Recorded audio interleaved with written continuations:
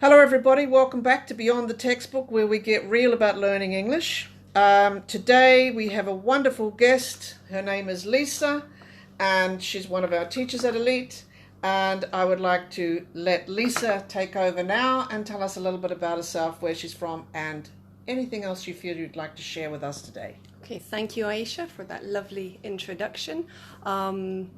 My name's Lisa. I'm from Scotland. I've been in Malaysia now for 6 years. I married a Malaysian, so that's why. And I've been teaching here at Elite for about 3 years and enjoyed every moment of it. Wonderful, wonderful. Okay, so what we're going to do today, our topic today is plagiarism ever okay? And I'm going to start off by asking Lisa, what is the definition of plagiarism? There you go. Okay, so basically the definition of plagiarism is writing or taking somebody else's work and presenting it as your own original work. So Okay. basically stealing and not telling anyone where you got it from. Yeah, making yourself look so much better than you really are, Yes, basically. yes. Yeah. Well, trying to, but not actually always succeeding. Yeah. So, I mean, the next question is it okay? And the answer is? No, never. Okay. Apart from the moral question of you are stealing, that is wrong, it's never good to make this a practice in your daily life as a student or at work, because if you don't learn how to write, you will never know how to write. And so this is a skill we need every day. Yeah. You need to practice how to do it. Yeah. You shouldn't rely on what other people are writing, because Okay. you will be caught. Yes, and I've seen certainly journalists around the world have been caught by this, and they've suffered some major penalties. Absolutely. And they've been fined huge amounts of money. They've lost jobs. There's a lot of things that have gone down that a lot of people don't realize. You cannot steal somebody else's words and say they're your own. Absolutely. Yeah. And even if you say that you didn't mean to, or you didn't realize, unfortunately legally that is never actually a defense. You are still treated as you should have found out, you should have done the work. It is your responsibility. Okay, so in terms of learning English then, because this is an English learning podcast, so the question is, why have we decided to use this as a topic for English learning? And does it happen when people learn English? Can you tell us about that, your experience with that? Sure. The reason it's important to talk about it here is that it does happen in the ESL classroom. And so the context is basically when we start teaching students, when they start learning how to write essays. And also we introduce presentations as well. So for example, an advantages or disadvantages essay is something quite common, and the students need to develop their ideas and write a logically structured essay with their information and perhaps some examples. And what will happen is the ideas are really easily forthcoming. We'll brainstorm in the class and everybody's got great ideas. But when it comes to the point that they have to turn those ideas into sentences and paragraphs and maybe research on the internet, those ideas, somehow they lose confidence, or they don't want to take the time to do the work for whatever reason, and they find something great on the internet and it's like, oh, this is my idea. And they think, hey, someone's taken my idea and written it exactly how I would have written it if I had written it myself. Exactly. If only, this is great English. So it's really not such a big deal if I just copy it down, because then I'll impress the teacher, and this is a good example, so I'm learning how to write well. That is the thought process that happens for those who do actually want to learn how to write. But they're not learning how to write, and this is the material we get back as teachers. So yes, it does happen in the classroom, and that is how it happens. And I think one thing that students need to know is teachers know. If this is not your writing, we know. Yes. You're not trying to spin something over us like, oh, this will do. No. Absolutely. We know. Yeah. And we know because we ask the question, what does this word mean?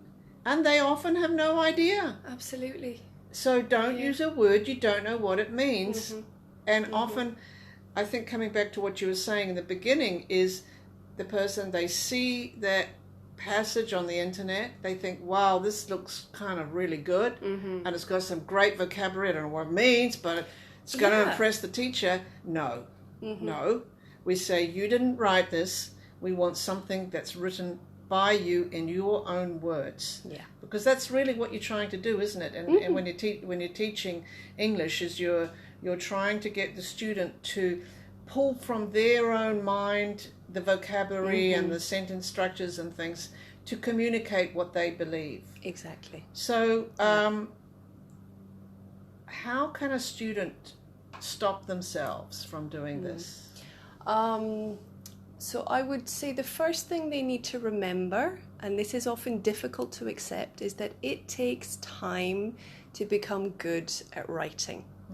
There's the basic structure of a sentence, but then there's also the putting together of ideas and explaining to the reader so they understand. This is not something that happens overnight. Even native speakers, we learn how to do this in high school.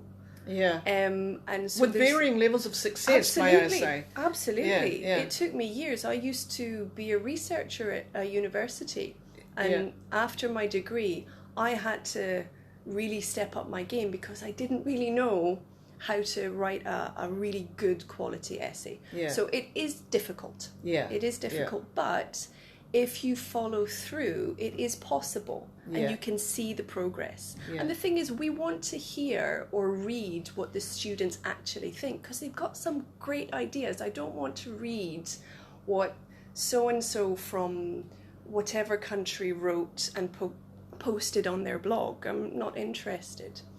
So yeah. Yeah, okay. So can you tell us what are some of the benefits for the student when they don't plagiarize? Yeah. So the main progression for students here is, well, the majority of them want to go on to do the IELTS exam, which is necessary for predominantly them going to university. In some cases, it's for immigration purposes. Part of that exam is essay writing, and you need to write two essays, and you need to, if you want a high score, you need to do them well. You get no help in the exam, so you need to know how to structure your essay. You need to be able to turn your ideas on the day into a complete essay. You can only do that successfully if you have practiced before, and you don't practice if you plagiarize. So to get a good result in your IELTS, overall, specifically in the writing, but overall, you need to learn how to write. Yeah. And I think just going back to something you mentioned earlier was that a lot of people lose confidence in their ideas, and they find it sort of like an easy option to go with something that's already written. But when you're in the exam, when you're in the IELTS exam, you don't know what you're going to get. You don't know what topic you're going to get. So you better start learning how to put some ideas together first before you get in there, because you can't sort of regurgitate one major chunk of information. For sure. You can't memorize all that. So the IELTS will catch you out in the end. Absolutely. And as you said also, they're looking for how well you can communicate your ideas in your own words. And I've seen, and I'm sure anyone listening who is preparing for IELTS will have some sample IELTS essays that have been written in front of them, and they'll see, IELTS band 6 and 7 that are written that look so easy. But in fact, the reason why they look easy is because they haven't used really big words. Yes. They have used common words that are used in everyday language, and they've still managed to get the message across. And actually, this is what the IELTS examiner is looking for. For sure, yeah. Yeah, and so as you say, learning how to write right from the start is really what's going to set them up for their long-term success in any assignment writing. Yeah, yeah. At university, even as you go on to work, you need to be able to develop ideas and write them down and make sure that you're not stealing anyone else's stuff. Yeah. I mean, you know, it is possible. So when you get to university level, if you don't know how to write an essay, the lecturer is not going to wait for you to figure it out. Yes. So, you know, IELTS is important. You use it to get into university. At university, if you don't know how to write an essay, then you may be tempted to plagiarize. Yeah, It's and a it's a big temptation. It's a huge temptation. Yeah. And it's actually quite difficult, especially when you're learning about a lot of new concepts. There's so much information, and you don't necessarily know who has said what. You may have heard an idea, but you don't know where it is originally from. At university, it is your responsibility to know. Yes. You should read widely, and the next step is then to write that down. You can say, Professor X said this in 2013, and I think it's a really interesting idea. You can directly quote, and that is an important skill. Yeah, but you have to use a certain procedure with that, Yes, right? yes, you do.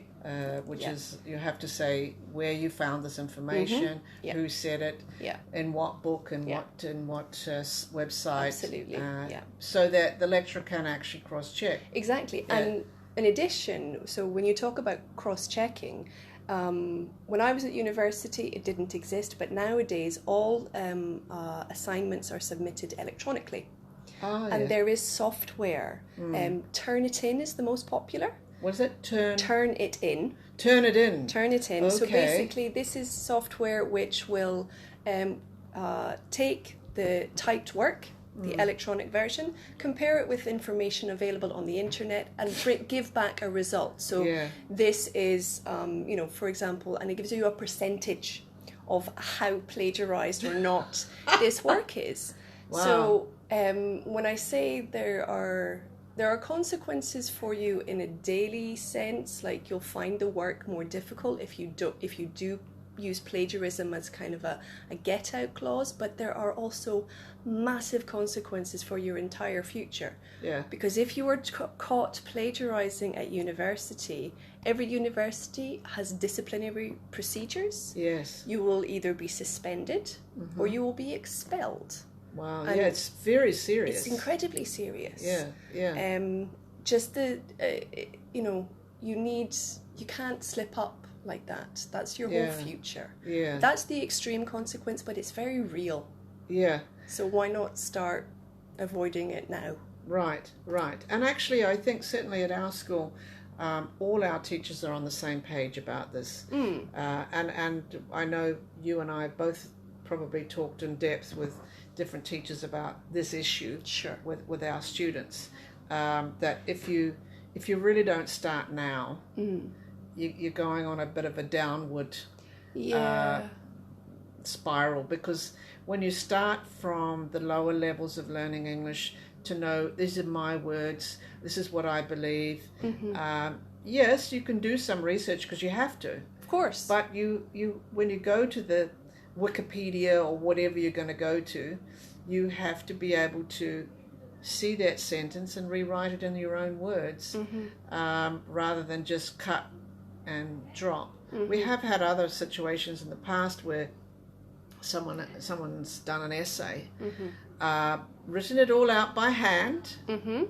They've taken all that time to write the words all out by hand.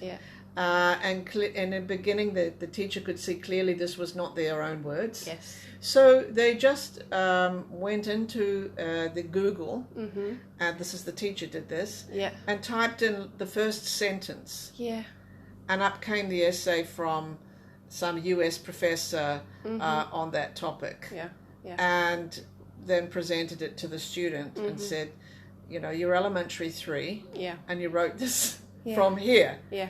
And you know the student didn't have anywhere to look, you know. And then what do we do here when at school at Elite when someone does do that? What do we do? Okay. Well, the result of doing that are you irritate your teacher and you give yourself more work. Exactly. Because you have to repeat the assignment until it is your original work. Yeah. Now, some students are like, oh, okay, fine, I realised I did something wrong, I'll try again. And they do. Yeah. And it's their own work, and we can work with that. Yes. We can work with them to develop what their strengths are and what their weaknesses are, so they can progress. Yeah. So that's essentially here. If you plagiarize, you have to do the work again. Yeah. We do, when we start teaching writing, when it becomes part of the course, this type of essay, we do demonstrate what is and what is not plagiarism. Yeah. How to turn your ideas into complete sentences. But, you know, there are students who, like I said, lose confidence. There are those who don't think writing is important, want to submit the homework, and don't think it's that big of a deal. You know, and there are also students who just don't have the time. They have other commitments. It's unfortunate, but so there are different reasons for it. But in the classroom, we basically just ask them to repeat until it's all their own words, and we know it's their own words because.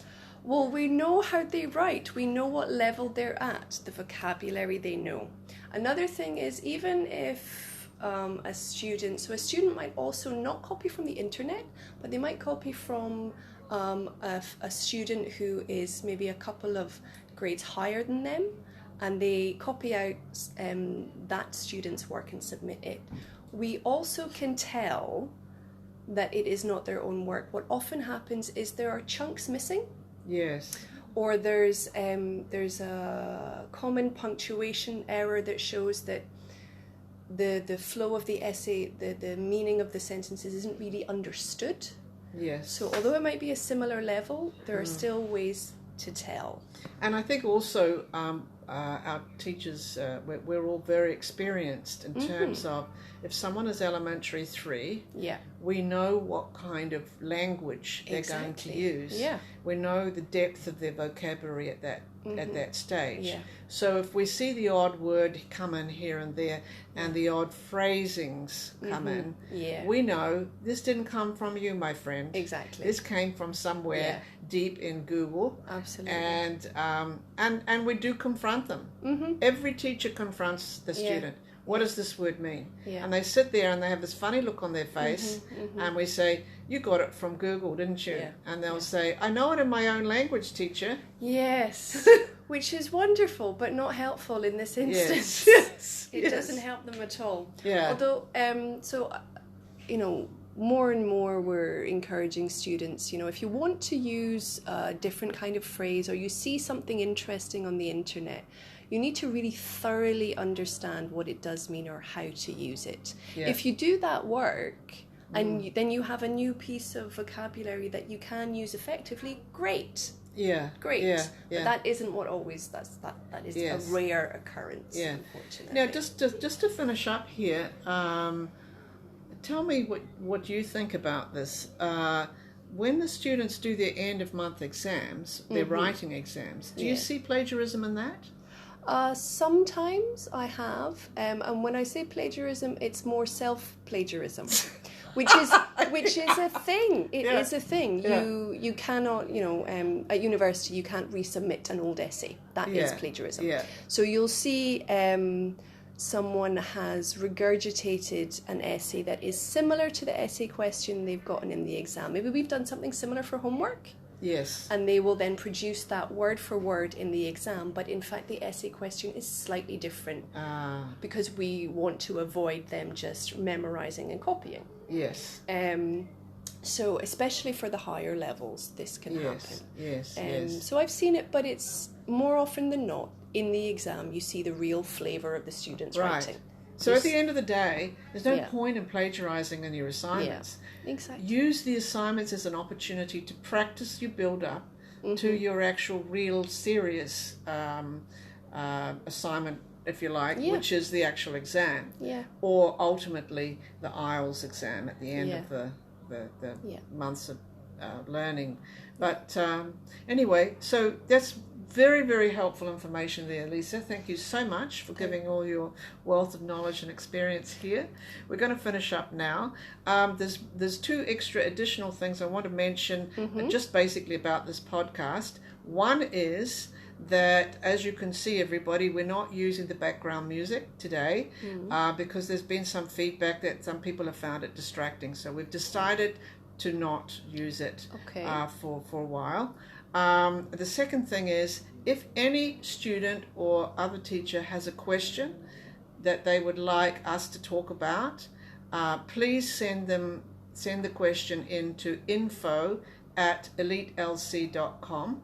It's there on the anchor description of us, because we'd love to have a section at the end of each of our podcasts where we answer other people's questions. So that's that or that. And again, thank you, Lisa, and we'll see you again next time. Thanks very much. Okay, great.